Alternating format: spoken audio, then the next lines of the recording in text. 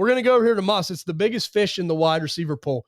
We started out the first class. We know there's 3 really big ones. We put him in here first because what more can you say? Moss, it's going to be Marvin Harrison Jr., wide receiver, Ohio State Buckeyes, junior, 6'4", 205 pounds. What'd you think of MHJ?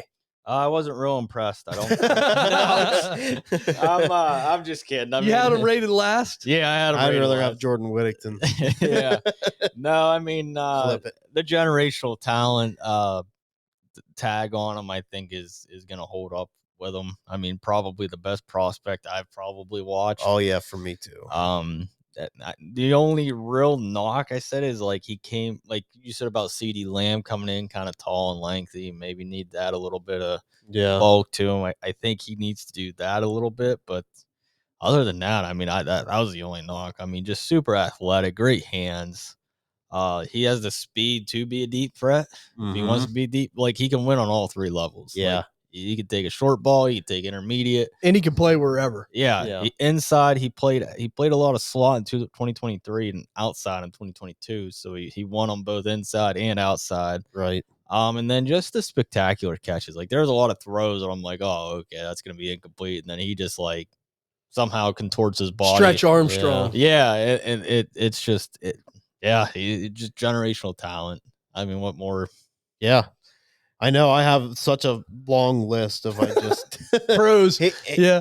Let's just say this. I don't know who my second highest ever was, but he scored a 92 out of 100. Yeah. And I base this a lot off route running and ways that you're going to win. I mean, that's a crazy score. I know nobody's ever scored that high. As a prospect, and you know this, I love Justin Jefferson. Yeah. I mean, I was super high on him. Yeah. CD Lamb, that whole draft, we loved them guys. Yeah. He's the best wide receiver prospect I've watched. Yeah, as a pure prospect, and that's above them guys for me. And not saying he will be better than them, but he's on the tape it was better.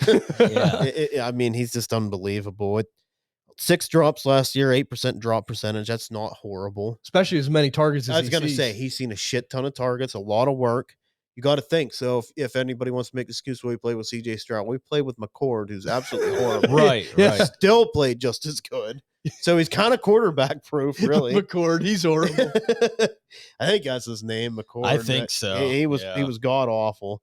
I seen a lot of plays where he missed them wide open. Yeah. And he's somebody I went back and watched the 22 to the 23 because I wanted to see. A lot of times I don't do that. I did that with him because I wanted to see how was it with Stroud? How was it with this guy?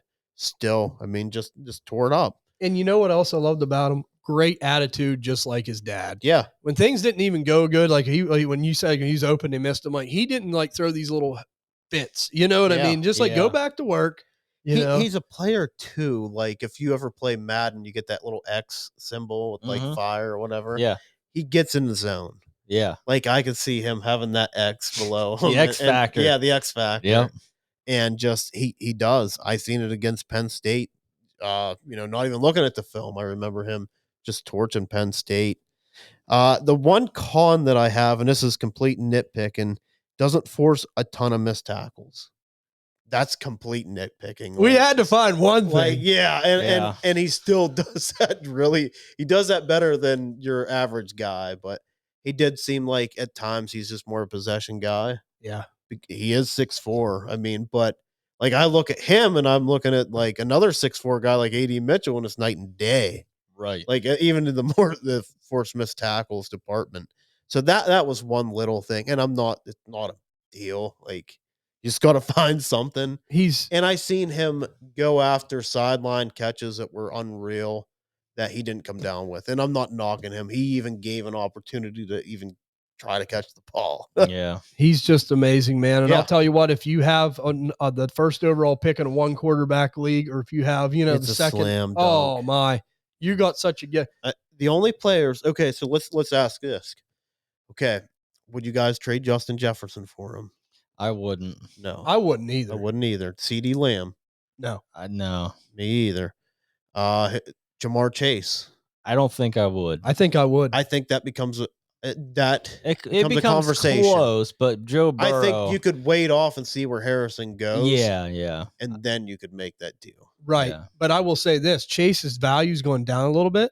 Mm-hmm. And this guy is like, I mean, he's everyone's darling right now. So like, even from a value standpoint, it's like, I mean, but I'm like you, wait to see where he ends up. But I think if he ends up like in Arizona, give me Marvin Harrison Jr. How about Amon-Ra St. Brown? Ooh, that's because Amon-Ra is my number 3 guy.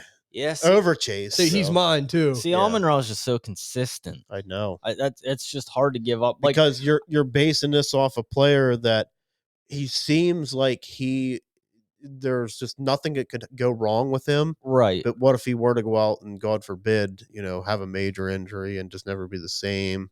I just see Marvin Harrison. Like, I love Amon-Ra, but I see Marvin Harrison being around a long time. Yeah. You know what I mean? Like, I think I would be okay doing that move. It feels like more of a lateral move. Yeah, and I think like Ty always brings this up. It's like he's always going to have the name value. Yeah. So like I feel like even if you make that move and Marvin Harrison Jr. doesn't come out and like set the world on fire, I feel like you could still trade him for Amon-Ra. Yeah. I feel that's a good point. I feel like if you feel like you kind of messed up and like, oh man, I should have got Amon-Ra, I feel like still can. I feel like you could get it. Even if you got to give a small plus a second. Yeah, exactly. Yeah. So Ty always brings that up, and I'm like, good point. Yeah, it is a very good point. Yep. But hey, he checks all the boxes. If you're picking high and you have the availability to get him this year, congratulations. Yeah. You got probably the best wide receiver prospect you ever see. Yeah. Definitely one of them. So that's great.